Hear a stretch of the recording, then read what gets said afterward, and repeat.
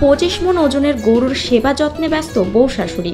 দিন রাত সন্তানের মতো করে লালন পালনে ব্যস্ত থাকেন বউ শাশুড়ির জুটি। খাবার দাবার আমরা বাসার মানুষই দিই, আমি দিই, আমার শাশুড়ি দেয়। নরম ও শান্ত স্বভাবের গরুটি নড়াচড়া মালিকের চোখের ইশারায় করেন যেন একেবারেই বাধ্য সন্তান। সাধারণত বড় বড় গরুতে থাকে বিরাট হাঁক ডাক, সেদিক থেকে বিশালদেহী এই গরুটি অনেকটা শান্ত স্বভাবের। গরু খুব নরম সরম, এর দেহ আন্দাজে যেরকম তেজি হওয়া উচিত, মারা উচিত সেরকম না। 5.5 ফুট উচ্চতার গরুটির গায়ের রং কুচকুচে কালো, তাই নাম রাখা হয়েছে কালো মানিক। গলায় ঘণ্টা ও পেটের নিচে সাদা ছাপ বাড়িয়ে দেয় এর সৌন্দর্য। আমি 5.5 ফিট, আর গরুর হাইটটা দেখেন, গরু আমার থেকেও অনেক উঁচা, দেখেন অনেক বড়। গরুটিকে কখনো কোনো ক্ষতিকর খাবার ও ওষুধ দেননি বলে দাবি করেন পুত্রবধূ ওয়াসিমা আজমি ও তার শাশুড়ি রাফিজা খাতুন। কোনো ধরনের ফিড খাওয়ায়নি, ইনজেকশন যে জাতীয় যে জিনিসগুলো সেগুলো দেওয়া হয়নি, ভ্যাকসিনটা দেওয়া হয়। গরুর খাবারের তালিকায় থাকে কাঁচা ঘাস, গমের ভুসি, ডাল, খোল, মসুর ডালের গুঁড়া। খাওয়াই কাঁচা ঘাস, গমের ভুসি, ডাল, খোল, মসুরির ডালের গুঁড়ো।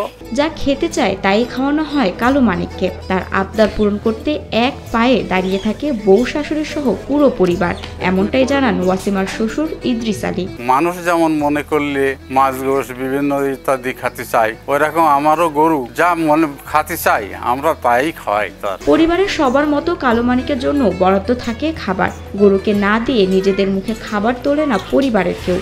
মাছ মাংস বাদে সব ধরনের ফলমূল খাওয়ানো হয় গরুকে। আমার সংসারে যে 5-6টা মানুষ, আমরা যা খাই তার জন্য এক অংশ রাখি। আমরা যদি একটা আপেল খাই তার দিলেও সে খাই। এক মাছ গোশ বাদে তার যা দেওয়া হয় সে তাই খায়। তার না দিয়ে খাওয়াটা আমাদের মানে খাওয়া আসে না। চুয়াডাঙ্গা লক্ষ্মীপুর গ্রামে দেখা মেলে কালো মানিকের। অত্র এলাকায় এর থেকে বড় গরু নেই বলে দাবি করেন ওয়াসিমা আজমির ও তার স্বামী শহীদুল ইসলাম। বাসায় যেসব আমরা গরু পুষি সেই আন্দাজে আমাদের গরু অনেক বড়, এবং এই ধরনের গরু এখানে আশেপাশে আর কোথাও নেই। চুয়াডাঙ্গাতে আমার নজরে বাঁধেনি, যে থেকে বড় গরু আর বাঁধেনি।